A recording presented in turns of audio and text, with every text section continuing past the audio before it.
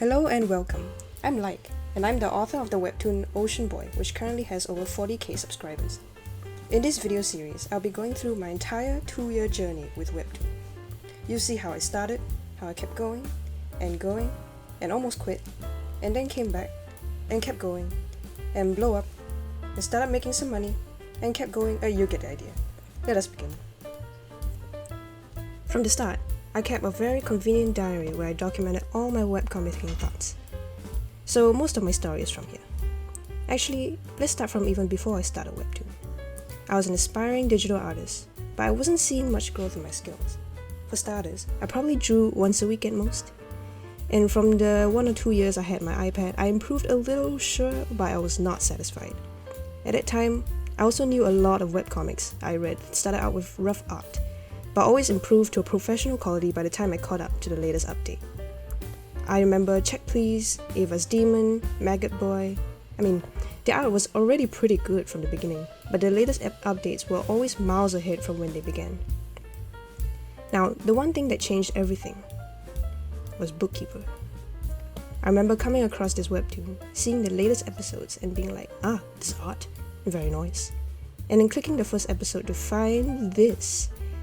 Now, it's still better than anything I could have done at that time, but the difference from start to end absolutely blew my mind. Like, how did this become this? And so I read. And as with all the other webcomics I've read, there's no sudden poof where the art instantly became godly. No drastic change, no overnight success. Slowly but surely, they became professional quality. What the artist drew in 5 years, I read through in 3 days. That does it. If I start a webcomic, I'm surely to improve by the comic's finale. What could go wrong? So I began. You can see here I actually wrote some vows. I don't know how my younger self knew so much about the dangers of attaching your self-worth to internet attention. I think I was really into Taoism and Buddhism at that time.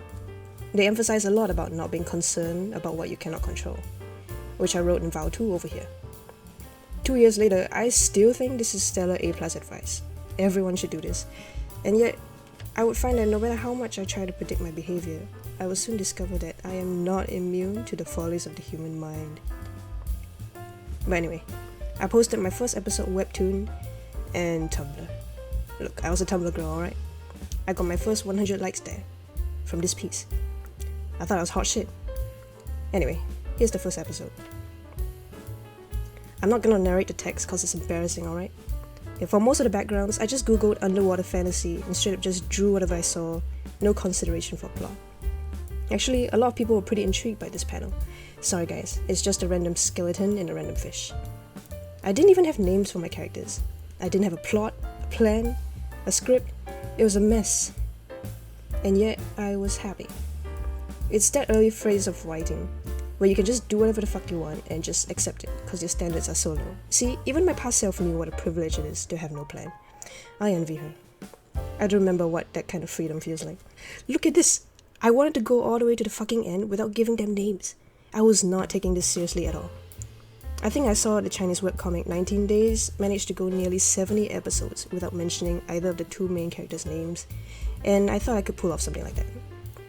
Now, if you're a seasoned writer, comic or not, you might know that having no plan is a one-way ticket to writer's block, which is funny, because people like me experience this other thing, known as art block.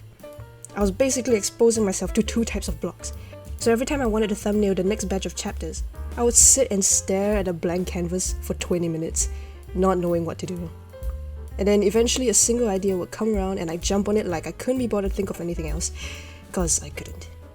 I'm the type of person that would rather jump off a building than do something I didn't like, which at the time was plotting.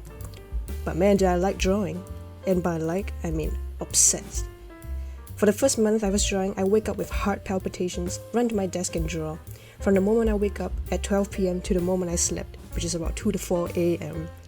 And I'm sitting here absolutely bamboozled at how my past self did it. Like, dude, that banana had school.